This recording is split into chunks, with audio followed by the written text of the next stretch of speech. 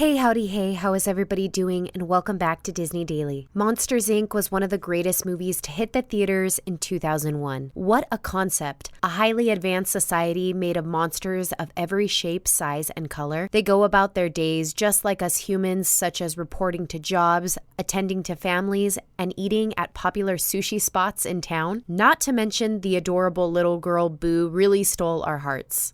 I personally couldn't stop watching it, and it remains a favorite to this day. In today's video, I wanted to focus on one of the most important questions, which is why were the monsters so afraid of humans? Well, I am happy to report I have an answer. Now, in the city of Monstropolis, there is an overwhelming consensus that children are scary and are to be avoided at all costs. For those monsters who are scarers, it is not only their job to scare the child, but maneuver through the room, avoiding the touch of a child and any of their belongings. Now, as I have stated before on numerous Pixar videos, this all ties into the epic Pixar Theory. For those of you who may not know it, don't worry, I will quickly fill you in on how it applies to this specific video. See, in the theory, it is believed that the doors the monsters use to scare are actually a means of time traveling. Additionally, it is believed that all of the Pixar movies exist on one giant timeline in the same universe, as you can see. But they aren't living together at the same time. For instance, The Incredibles exist centuries before the monsters do. Today, I am going to talk about 3 theories that may shed some light on why monsters are so fearful of humans. My personal favorite theory is the last one, but it's a little on the darker side.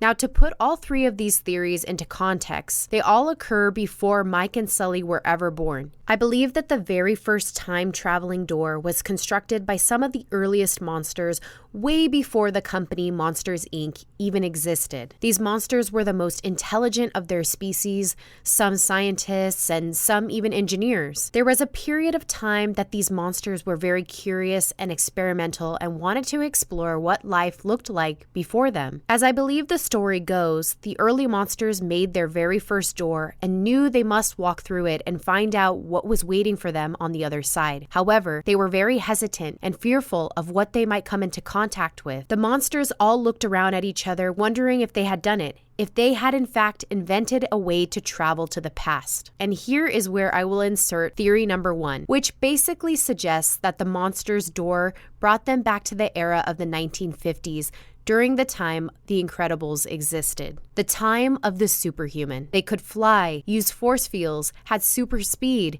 invisibility, ice powers, and laser eyes. The monsters determined that this time period was too dangerous for them to return to due to the existence of all these superpowers. So this theory essentially argues that the superpowers of these humans is what scared the monsters. Now, theory number 2 is slightly different. Other Disney fans believe that the monsters traveled back to the year 2805 during the period which WALL-E existed. The planet was full of trash, abandoned buildings, rundown cities, and pollution, all caused by human activity. The monsters couldn't believe how neglectful and destructive humans were. The complete wipeout of a planet made the monsters fearful of humans and what humans could possibly do to their home if they were ever given the chance. Now, while both theories make a lot of sense and answer some questions, I found there to be only one theory that really stood out and tied everything together nicely. Now, forewarning that this theory is a bit darker than the rest, but hey, so is the original tales of the Little Mermaid, Snow White, and many others, but that's another video for another time. In this version, the monsters travel back to a very unsettling point in history, the Black Death, also known as the bubonic plague. The monsters stumble upon a very ill kid with a fever and big lumps all over his body. The monster screams in fright, and in response, so too does the child. The monster rushes back to the door and closes it quickly so the kid doesn't come through. Now, this partially explains why the monsters were so fearful of children. They thought they carried diseases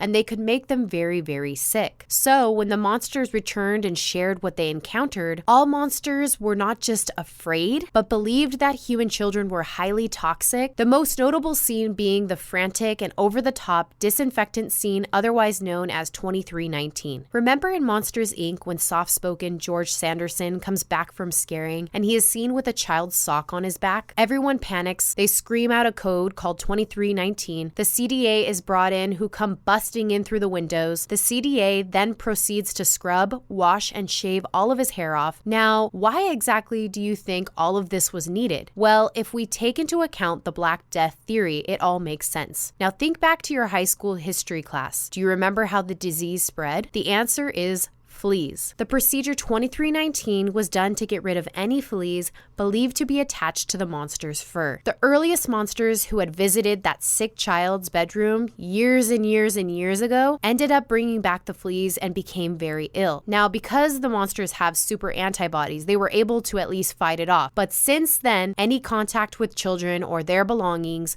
meant a quick and full body scrub down and shave. Well, that sums up this video for today, but I have a lot of follow-up Monsters Inc. oriented videos that I'm looking forward to discussing with you guys. My question for today is, who is your favorite character from Monsters Inc. or Monsters University? As always, thanks for being my guest here at Disney Daily. Until next time.